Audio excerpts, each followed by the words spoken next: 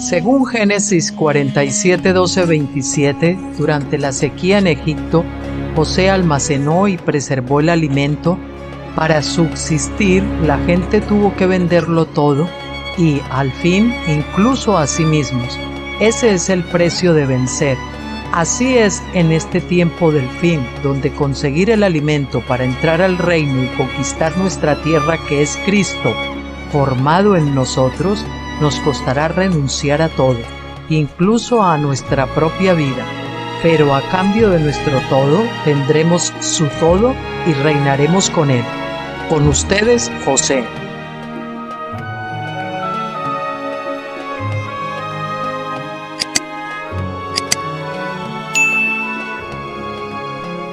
Buenas tardes a todos. Hoy es jueves 27 de marzo del 2025 y aquí en España ahora son las 18:55 de la tarde, 6:55. Bueno, siento que ayer no pude estar con ustedes porque fue un día un poco ajetreado, pero bueno, vamos a hacer hoy jueves para recuperar, ¿no?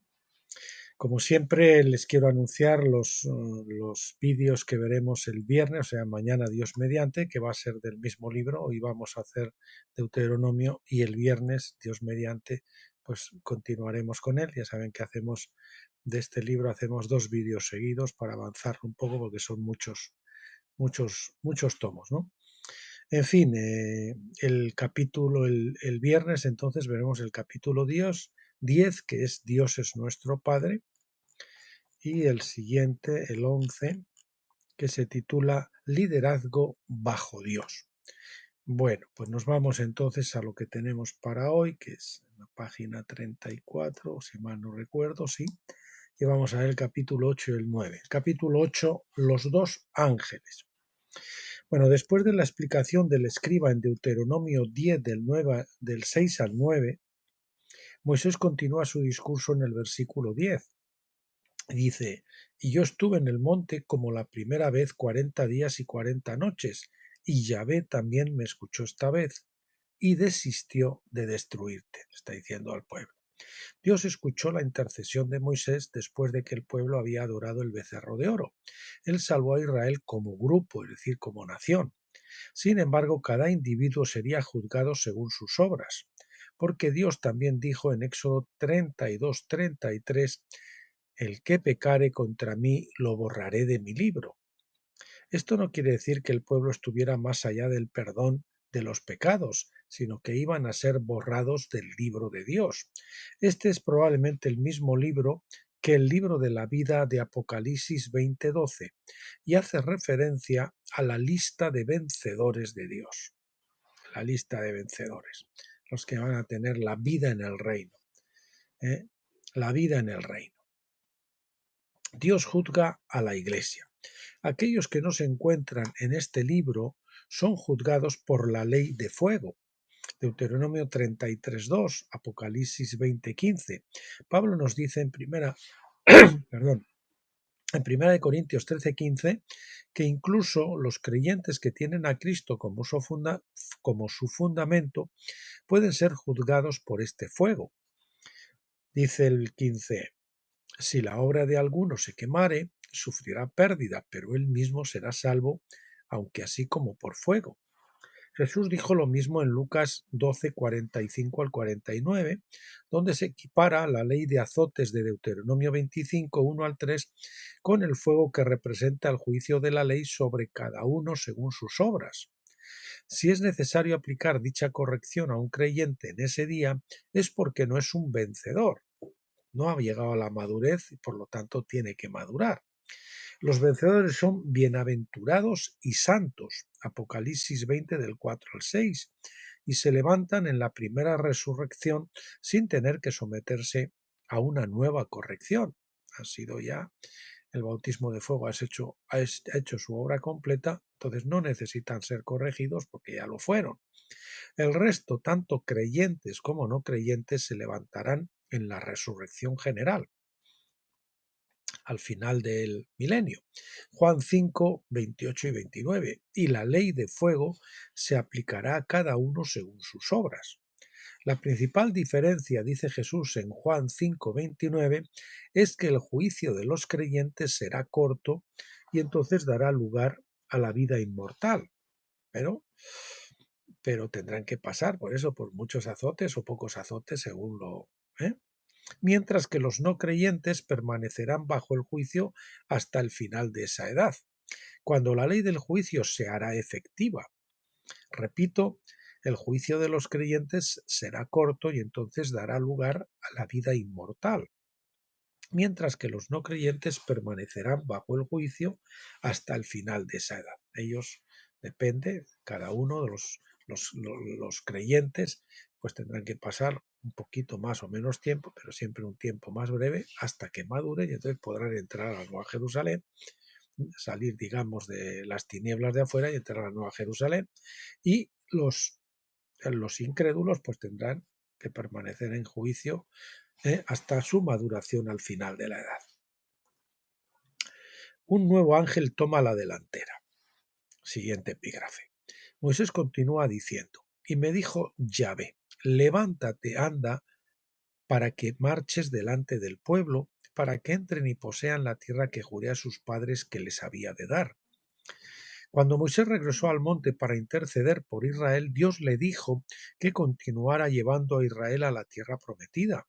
Sin embargo, se instituyó un cambio en ese momento, como vemos en Éxodo 32-34. Atentos ahora, porque esto, como estamos acostumbrados a pensar que era el mismo Dios el que los acompañaba, vamos a darnos cuenta que eran unos ángeles en representación del Señor.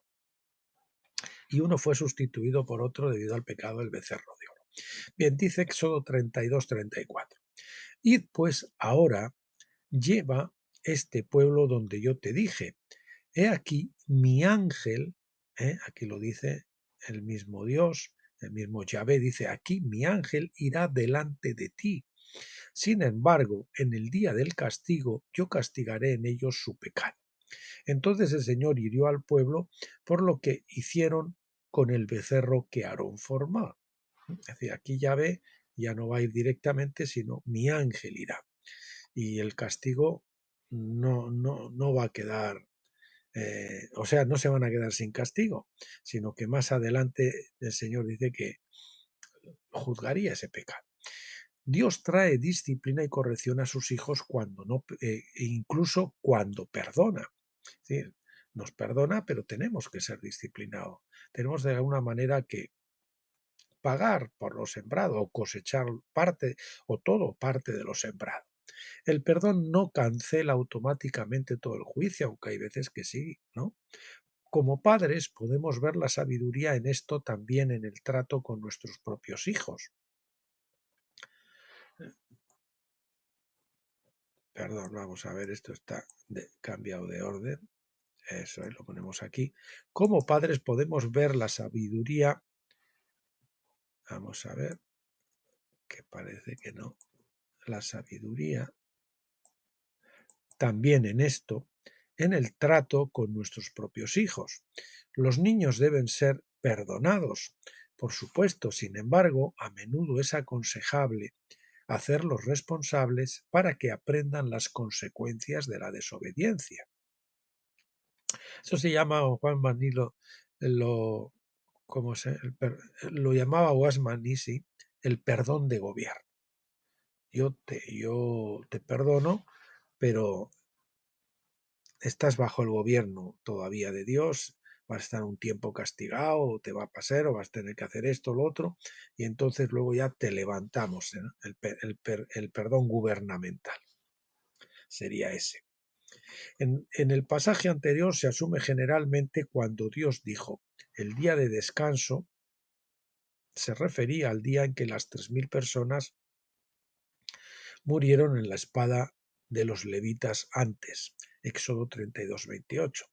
Repito eso que no sé si me ha quedado muy claro. En el pasaje anterior se asume generalmente que cuando Dios dijo el día del castigo, se refería al día en que las 3000 personas murieron por la espada de los levitas antes, en Éxodo 32-28. Sin embargo, ese día ya había pasado y Moisés había vuelto a la montaña para interceder por Israel. El texto implica un castigo futuro. En un nivel profetiza el juicio del gran trono blanco, en el que la Iglesia en el desierto sería salva, así como por fuego. Como creyentes quedarán perdonados en última instancia, pero aún así serán juzgados con pocos o muchos azotes, como dice Lucas 12:48, de acuerdo a su nivel de conocimientos y rendición de cuentas. Sin embargo, también hubo un castigo más inmediato que se reveló en la declaración: mi ángel irá delante de ti. La mayoría de la gente encuentra consuelo ante la perspectiva de ser guiado por un ángel de Dios. Sin embargo, unos pocos versículos más adelante, en Éxodo 33:4, leemos: y oyendo el pueblo esta mala noticia, entró en luto, y ninguno de ellos se puso sus atavíos. ¿Qué mala noticia fue esa? Se encuentra en los versículos anteriores. Dice: y yo enviaré un ángel delante de ti, un ángel, no el mismo, sino un ángel, y echaré fuera al cananeo y al amorreo, al eteo, al fereceo, al heveo y al jebuseo. Sube a una tierra que emana leche y miel, porque no subiré en medio de ti. Ahí es donde el Señor le está diciendo: no subiré en medio de ti, porque eres pueblo de dura cerviz, no sea que te consuma en el camino. Ya tengo los nervios a flor de piel. Ten cuidadito que si me haces otra, se me va a salir la mano, y prefiero estar un poco distanciado, ¿no? Prefiero estar en segundo plano. En otras palabras, la presencia personal de Dios fue reemplazada por un ángel. Esto era parte del castigo de Israel por adorar al becerro de oro. Dios no los rechazó, pero se negó a llevarlos personalmente, solo acompañados por un ángel. ¿Cuál era el significado de esto? ¿Por qué lloraban las personas? Isaías nos da la respuesta en su comentario sobre este incidente a continuación. Siguiente epígrafe: el ángel de su presencia. Isaías 63, del 8 al 10, da una breve historia del Éxodo y el pecado de Israel.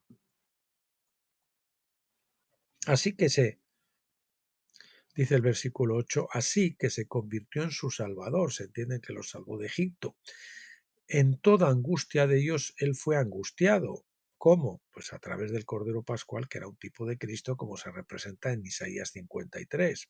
Bueno, él fue angustiado y el ángel de su presencia los salvó. En su amor y en su compasión los redimió, y él los levantó y los trajo todos los días de la antigüedad. Pero ellos se rebelaron e hicieron enojar su Santo Espíritu. Por lo tanto, se entregó a convertirse en su enemigo, y él mismo luchó contra ellos. ¿No? Uno piensa: no, como decían, ¿no? Aquí está el templo, nosotros somos hijos de Abraham, a nosotros no nos va a pasar nada. Sí, pero el Señor muchas veces se convirtió en enemigo. Y también el Señor se convierte en nuestro enemigo cuando no andamos como tenemos que hacer, y lucha contra nosotros, nos resiste. ¿Usted no se ha sentido nunca resistido por el Espíritu Santo? Yo hubo épocas, en mi época del desierto, que me sentía resistido por el Espíritu Santo. Bueno, Isaías dijo que el ángel de su faz, presencia o rostro, como quiera, los salvó de los líderes de Egipto. Repito, Isaías dijo que el ángel de su faz, presencia o rostro, los salvó de los líderes de Egipto.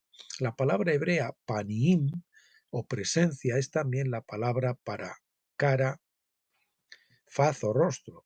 La palabra para cara, faz o rostro. Por lo tanto, este fue también el ángel de la presencia de Dios. Este fue el mismo ángel con el que Jacob había luchado en Peniel, en Génesis 32. Cuando Jacob le preguntó al ángel: por favor, dime tu nombre, el ángel le respondió: ¿por qué preguntas por mi nombre? La implicación es que Jacob debió haber discernido el nombre del ángel, y no lo había hecho. De hecho, Jacob discernió su nombre porque en el siguiente versículo dice: entonces Jacob llamó al lugar Peniel, porque dijo: he visto a Dios cara a cara, sin embargo mi vida se ha conservado.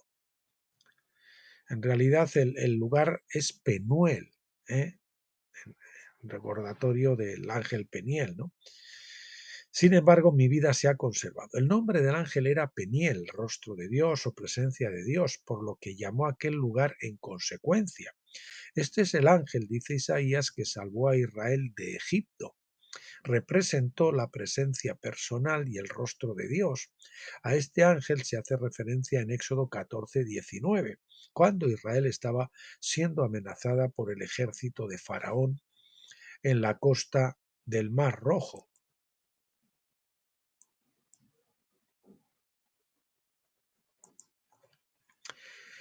Versículo 19 de Éxodo dice, y el ángel de Dios, que había ido delante del campamento de Israel, se apartó e iba en pos de ellos. Y la columna de nube que iba delante de ellos se puso detrás de ellos. El ángel del rostro de Dios estaba presente en la columna de nube de día y en la columna de fuego de noche cuando salieron de Egipto. De nuevo en 13:21, en Deuteronomio 13:21 leemos, el Señor iba delante de ellos en columna de nube de día y columna de fuego de noche. La presencia personal de Dios entonces estuvo representada por el ángel Peniel, que fue el que luchó con Jacob en Penuel. Vean cómo en sus Biblias pone Penuel, ¿verdad? Sin embargo, se ha quedado con Peniel. En las traducciones lo han cambiado pensando que debería de ser Peniel igualmente, pero el lugar geográfico es Penuel y el ángel es Peniel. Sin embargo, cuando el pueblo se rebeló contra Dios por la adoración del becerro de oro, Dios se convirtió en su enemigo. Nos dice Isaías, en otras palabras, él castigó a Israel mediante la retirada de su presencia personal y la sustituyó por un ángel en su lugar, diciendo, voy a enviar un ángel delante de ti. Este fue, por lo tanto, un ángel que no era Peniel. Ya no era Peniel, iba a ser un ángel de guerra para expulsar a los cananeos. Ese sería Rafael, o perdón, Miguel. Miguel, el ángel de guerra. Siguiente epígrafe. Es evidente a partir de Apocalipsis 12 que Miguel es un ángel de guerra. Del mismo modo, Daniel 12:1 nos dice que Miguel era el ángel guardián de Israel. El contexto también muestra que Miguel es el ángel de la resurrección, porque cuando se pone de pie, cuando se levanta, los muertos siguen su ejemplo. Por lo tanto, cuando a Israel se le dio este ángel sustituto, eso significaba que la iglesia en el desierto tendría que entrar en la tierra prometida a través del río Jordán. Escuchen eso. Eso significaba que la iglesia en el desierto tendría que entrar en la tierra prometida a través del río Jordán, que simboliza la muerte, lo que significa la muerte y la resurrección. Peniel los habría llevado directamente a la tierra prometida desde Cades Barnea sin tener que cruzar el Jordán. Es decir, sin haber muerto, hubieran recibido el cuerpo glorificado. Esa era la voluntad de Dios, pero no fue el plan de Dios en ese momento, porque el Señor tenía planeado que eso ocurriera pues en este tiempo, ¿verdad? El Nuevo Testamento continúa este tema en la iglesia bajo Pentecostés, que también ha tenido su experiencia en el desierto, así como su becerro de oro. La mayor parte de la iglesia entrará en la promesa por medio de la muerte y la resurrección. Solo habrá unos pocos en este último tiempo que no van a ver muerte, serán los vencedores que estén vivos en el momento ese de la primera resurrección o de la super resurrección o exanastasis. El Nuevo Testamento continúa este tema, repito, bajo la iglesia de Pentecostés, que también ha tenido su experiencia de desierto, así como su becerro de oro. La mayor parte de la iglesia entrará en la promesa por medio de la muerte y la resurrección. No recibirán los cuerpos glorificados estando vivos, solo unos pocos vencedores, ¿verdad? Al final de la edad, sin embargo, no todos dormiremos, ahí está, pero todos seremos transformados. Primera de Corintios 15:51. Ambos ángeles jugarán un papel en este día, ya que los muertos en Cristo resucitarán primero. Primera Tesalonicenses 4:16, seguido por la transformación de nosotros los que hayamos quedado hasta la venida del Señor. Pero se entiende los vencedores, no toda la iglesia. Eso es en el 4:15. El papel de Miguel es ser el portavoz de Dios para resucitar a los muertos. El papel de Peniel será transformar a los vencedores que vivirán sin ver muerte. Así, ahora van a intervenir los dos, ¿no? Peniel transforma a los vencedores que no pasan por muerte, los de la última generación, pero Miguel levanta al resto. Está claro entonces que el pueblo de Israel tenía razones para llorar por la pérdida de la presencia de Dios, que es Peniel, ¿verdad? A pesar de que iban a ser dirigidos por Miguel, su camino tomaría otro rumbo y su entrada en la tierra prometida también implicaría su muerte en el desierto. Por lo tanto, el consejo de Moisés se da en Deuteronomio 10, 12 y 13, que dice así: y ahora Israel, ¿qué pide Yahvé tu Dios de ti, sino que temas a Yahvé tu Dios, que andes en todos sus caminos y amarle, y de servir al Señor tu Dios con todo tu corazón y con toda tu alma, y guardes los mandamientos del Señor y sus estatutos que yo te ordeno hoy para tu bien? Esto es similar a lo que el profeta Miqueas escribió en 6:8. Él te ha dicho: oh hombre, lo que es bueno, ¿y qué pide Yahvé de ti? Solamente hacer justicia, amar misericordia y humillarte ante tu Dios. Todas estas cosas son las exigencias de la ley, lo que Dios ha mandado para tu bien. Bueno, nos vamos al capítulo 9, amor, sabiduría y justicia de Dios. Deuteronomio 10:14 dice: he aquí, al Señor tu Dios pertenecen los cielos y los cielos de los cielos, la tierra y todo lo que hay en ella. Este versículo debería ser la nota principal de Génesis 1:1, que establece a Dios como el creador. Crear algo es para poseerlo, para estar interesado en su bienestar y para ser responsable de ello. El hecho de que Dios es el creador significa que Él es dueño de todo lo que ha creado, de todo lo que Él creó. La mayoría de los creyentes estarían de acuerdo con esto, incluso sin entender las implicaciones de la propiedad. En la ley divina, la propiedad conlleva responsabilidad. Si un hombre enciende un fuego que se convierte en un fuego salvaje o descontrolado, el que encendió el fuego es responsable de cualquier daño provocado. Éxodo 22:6. ¿Por qué? Porque el que enciende un fuego es propietario de él o es su propietario. Del mismo modo, si un buey embiste a alguien, el dueño del buey tiene que pagar por los daños y perjuicios. Éxodo 21:32. Si un hombre cava un hoyo o incluso lo destapa y un animal cae en él, el que cavó la fosa debe pagar los dueños y perjuicios, ya que se considera su propietario. Por eso Dios en el huerto del Edén es el responsable de, de que pues Adán y Eva. ¿Por qué? Porque él había plantado ese árbol ahí, pero no lo había vallado. Entonces él, como es el propietario, y no lo valló, pues esa es la causa. Yo nunca había entendido por qué tenía que morir Jesús. Pues porque Dios se hizo responsable y tuvo que dar a su hijo por ser el responsable, ¿verdad? Esa es la causa, ¿eh?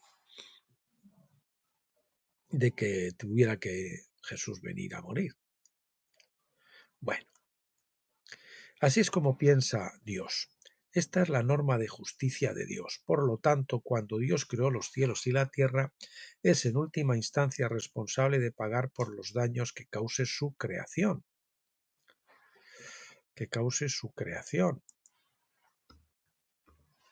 Por esta razón, cuando Adán y Eva pecaron, Dios era el responsable de hacer frente al problema. Dios trajo juicio y condenó a los pecadores a la muerte, haciéndolos responsables por su pecado. Sin embargo, Dios también tuvo que asumir la responsabilidad de las acciones de la humanidad. Esto se demuestra por el hecho de que Él vino a la tierra en forma humana, en la persona de Jesucristo, para pagar el castigo por el pecado del mundo. Primera de Juan 2:2. Vemos dos niveles de responsabilidad por el trabajo en esto. En primer lugar, Dios, como creador y dueño del universo, fue en última instancia responsable en conformidad con la ley.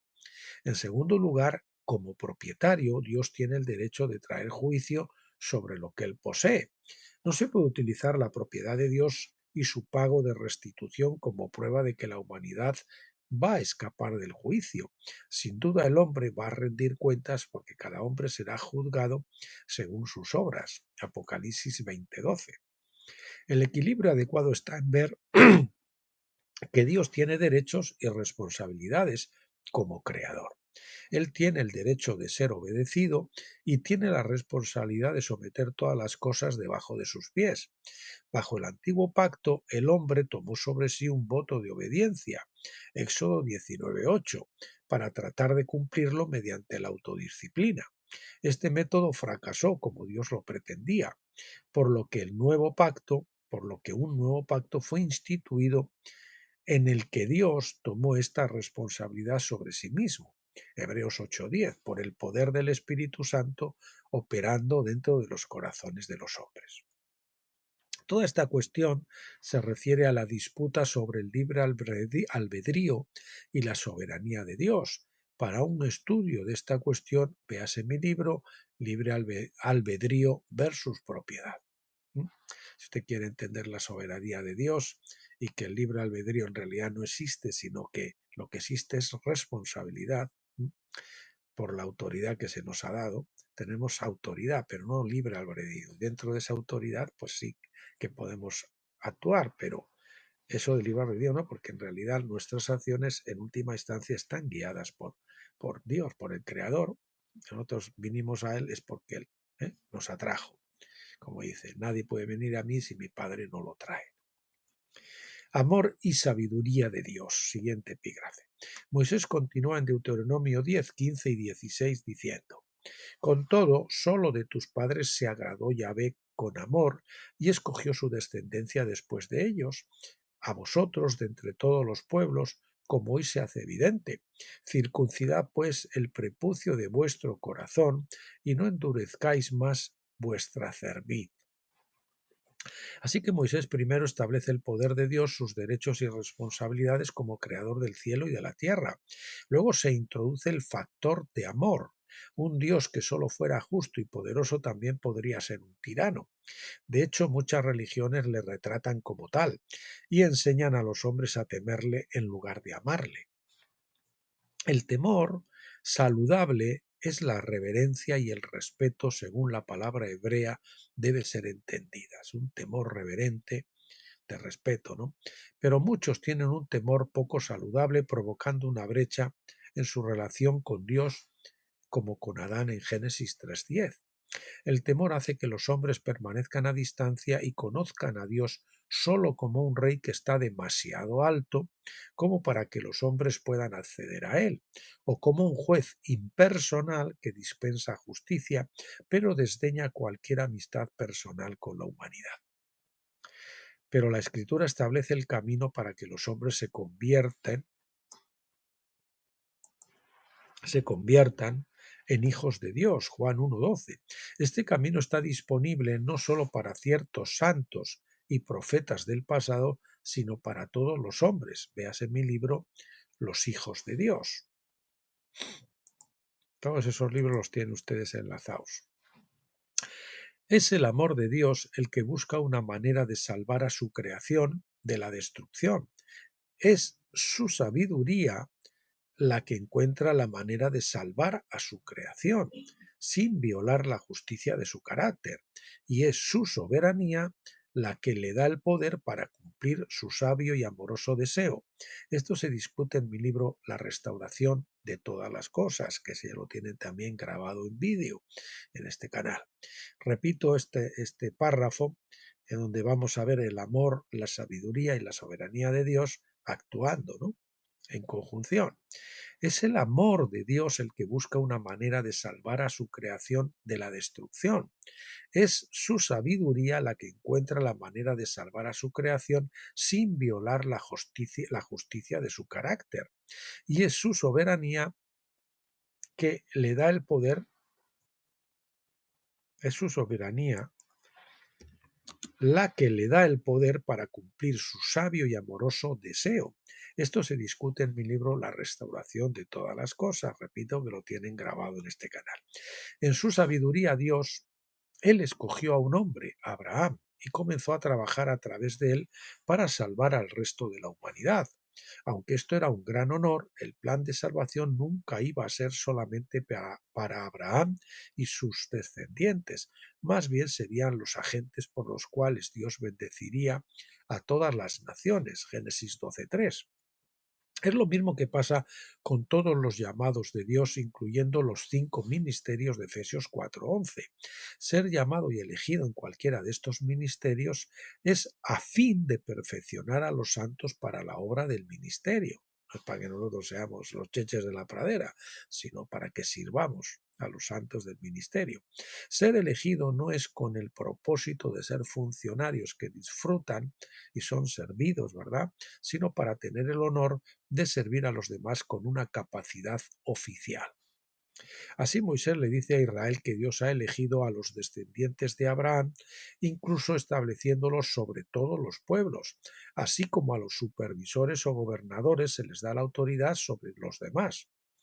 La autoridad, sin embargo, tiene sus responsabilidades, así como la autoridad de Dios, en realidad la autoridad quiere decir en realidad la soberanía, estamos hablando de Dios, viene con la responsabilidad de bendecir, guardar y reconciliar a toda la creación.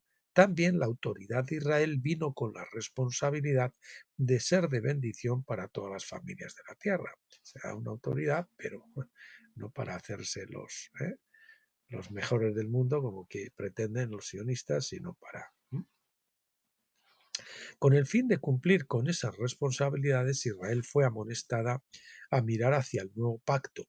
La circuncisión del corazón de uno es una señal del nuevo pacto, Romanos 2:29. Por lo tanto, Moisés previó el nuevo pacto, aunque no lo explicó completamente.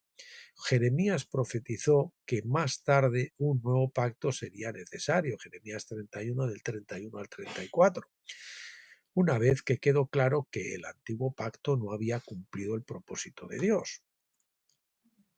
Siguiente epígrafe, la justicia de Dios. Moisés continúa recordando a Israel la justicia imparcial de Dios, porque el Señor tu Dios es Dios de dioses y Señor de señores, grande, poderoso y Dios maravilloso, que no muestra parcialidad ni acepta soborno. Él hace justicia al huérfano y a la viuda y muestra su amor al extranjero dándole pan y vestido. Así que mostrarás tu amor al extranjero, porque extranjeros fuisteis vosotros en la tierra de Egipto. Mientras ahora el judaísmo, sionismo, nos dicen los goyim con despecto y nos tratan de que somos como animales, poco más que animales, y las mujeres pues como perros y cosas así también, ¿no? Los gentiles. Aunque Dios había escogido a Israel, él se mantuvo imparcial en el juicio. Israel debía utilizar su posición de autoridad para administrar la ley a todo el mundo de forma imparcial. Nunca fue el caso que la ley se aplicara solo a Israel como tantos han enseñado. Los sionistas, viendo a existir, piensan que les corresponde no sé cuántos miles de esclavos a cada uno. Nosotros estamos creados para servirles a ellos como esclavos. Ese es el concepto de ellos. Incluso en Estados Unidos la ley no se aplica solo a los jueces o funcionarios del gobierno. Son escogidos, es decir, elegidos, para aplicar la ley de manera imparcial con prudencia a todos los hombres. Lo mismo sucede con la ley divina cuando Israel la usa para bendecir a todas las familias de la tierra mediante la aplicación imparcial de la justicia igual para todos. Por lo tanto, Israel debía amar a los extranjeros, extraños, y no maltratarlos. Debían recordar cómo se sintieron al ser maltratados cuando eran extranjeros en la tierra de Egipto. Es evidente que uno de los propósitos de Dios para llevar a Israel a Egipto fue mostrarles cómo se siente uno al ser maltratado. Esto debería haber sido una lección sobre cómo no tratar a los no israelitas. La justicia imparcial de Dios para con los extranjeros está claramente establecida, por lo que Israel podría seguir el ejemplo de Dios. Así que primero en el versículo 14 Moisés establece el poder creador de Dios con sus derechos y responsabilidades. Luego establece el amor y la sabiduría de Dios en el versículo 15 y luego establece la justicia imparcial de Dios en su trato con todas las naciones que él ha creado. Las implicaciones de estos tres aspectos del carácter de Dios son enormes y cuando los entendemos correctamente somos capaces de temer al Señor tu Dios, andar en todos sus caminos y amarlo y servir al Señor con tu Dios con todo tu corazón y con toda tu alma, como nos dice el versículo 12. Bien, mis amados y amigos, aquí concluimos hoy. Como les anuncié en el principio, veremos el próximo día el capítulo 19 y el capítulo 10 y el capítulo 11 de este libro de Deuteronomio, o sea, mañana, viernes, Dios mediante. Y no me queda más que despedirme de ustedes hoy, bendiciéndoles a todos en el nombre del Señor Jesucristo, pidiendo al Padre que les dé iluminación de la iluminación de la Shekinah en el lugar santísimo de tabernáculos, para que puedan discernir las Escrituras sin el velo que todavía permanece en Pentecostés, que puedan cruzar el Jordán y atravesar ese velo, muriendo a la carne, para que vean y escuchen al Señor correctamente, gradualmente, por supuesto, pero ahí es cuando es partida el alma y el espíritu, la espada del Jordán, ¿verdad? Bien, pues no me queda más que emplazarles hasta mañana y hasta entonces, pásenlo bien.